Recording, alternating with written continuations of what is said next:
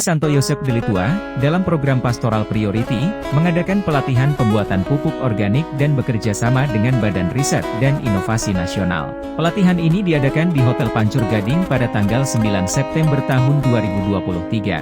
Pada momen pembukaan, Pastor Paroki Santo Yosep Delitua, Pastor Paskalis Pedorit Mansur Bakti OFM Konventual menyampaikan bahwa pelatihan pembuatan pupuk organik ini bertujuan agar hal ini menjadi gerakan bersama baik dari segi pembuatannya maupun pemakaiannya. Tentunya bertujuan untuk membentuk di paroki semacam pemanfaatan pupuk organik. Nah, hal yang masih bisa dibuat di paroki Delitua adalah pupuk super ekosopi. Nah, nanti barangkali juga akan diceritakan bagaimana cara pembuatannya. Dan tentu ada connect dengan apa yang dibuat oleh BRIN ini, pemanfaatan pupuk, juga teknik pembuatannya. Tujuan pemakaian pupuk organik ini adalah 1. Untuk merestorasi lahan-lahan pertanian yang telah tandus akibat pemakaian pupuk kimia. 2. Untuk meningkatkan hasil produksi tanaman secara kualitas dan kuantitas. 3. Menghemat biaya produksi, meningkatkan pendapatan dan mendongkrak ekonomi masyarakat miskin serta mengurangi polusi metana. Kegiatan ini mau mengindahkan ajakan Paus Fransiskus dalam ensikliknya Laudato Si, Terpujilah Engkau Tuhan. Untuk itulah panitia menghadirkan Ketua GPIC Konventual yakni Pastor Bonaventura Gultom untuk memaparkan isi dari ensiklik ini. Pastor Bonaventura melihat dan merasakan bahwa suhu bumi semakin meningkat akibat dari karbon dioksida yang dihasilkan oleh sampah di sekitar kita sementara pemasok oksigen semakin berkurang. Polusi udara meningkat akibat mobilitas penduduk yang semakin tinggi. Pepohonan sebagai pemasok oksigen berubah menjadi gedung pencakar langit yang menyebabkan emisi gas rumah kaca. Pastor Bonaventura yang humoris ini melemparkan masalah kepada hadirin apa yang harus kita perbuat demi keutuhan ciptaan karena bumi adalah rumah kita bersama. Walaupun kepanasan di sana ya, nggak terkait dari saya. Jadi tanggapan atas itu lemah, belum ada kesatuan ide, pikiran, atau seperasaan mengatakan, ya memang dunia kita, semua kita mengeluh panas. Nah, ini yang menjadi latar belakang dari NCT ini. Pertanyaannya, rumah yang demikiankah yang akan kita wariskan kepada anak cucu kita? Bapak Ibu, ini pertanyaan kalian. Bukan pertanyaan pastor paroki, bukan pertanyaan saya, bukan pertanyaan Pastor Beno, Pastor Benteng, Pastor Ricky, dan ada beberapa pastor yang hadir di sini. Dan bukan pertanyaan para suster. Karena untuk kami ini selesai masa depan kami ini. Kami nggak punya anak cucu, kalian yang punya anak cucu. Akan seperti inikah rumah yang akan kalian wariskan kepada anak cucu kalian? Dan kalau begitu kan berdosa kalian. Karena begitukah rumah yang akan kalian berikan kepada anak yang kalian cintai dan cucu yang kalian kasihi?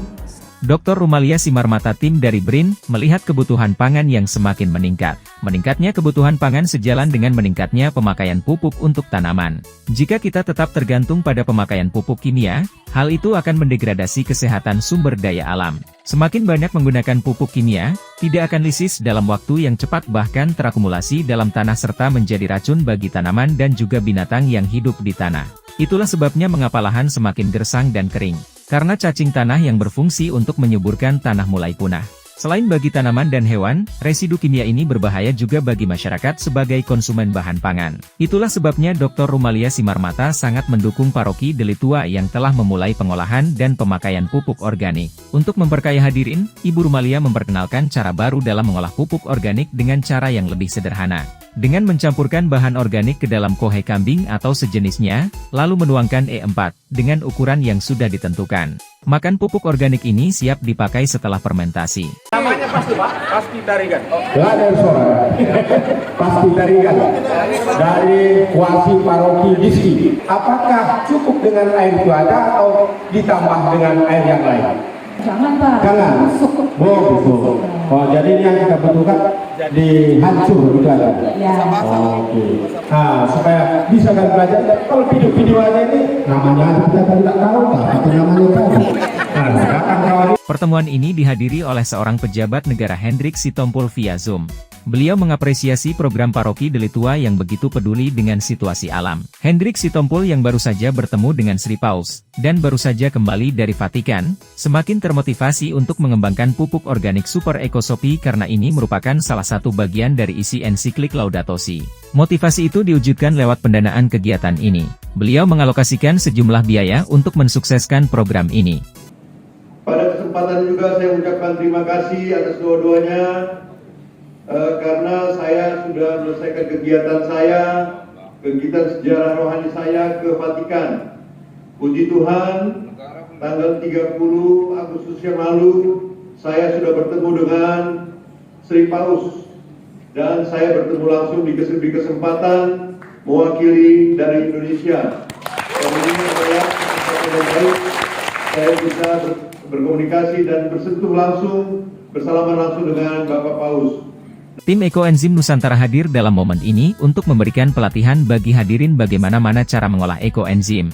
Komposisi ekoenzim ini terdiri dari kulit buah-buahan minimal 5 jenis, mol AC, kemudian dimasukkan ke dalam wadah yang berisi air. Perbandingannya adalah 1:3:10. Setelah dalam wadah bahan ini difermentasi selama 3 bulan.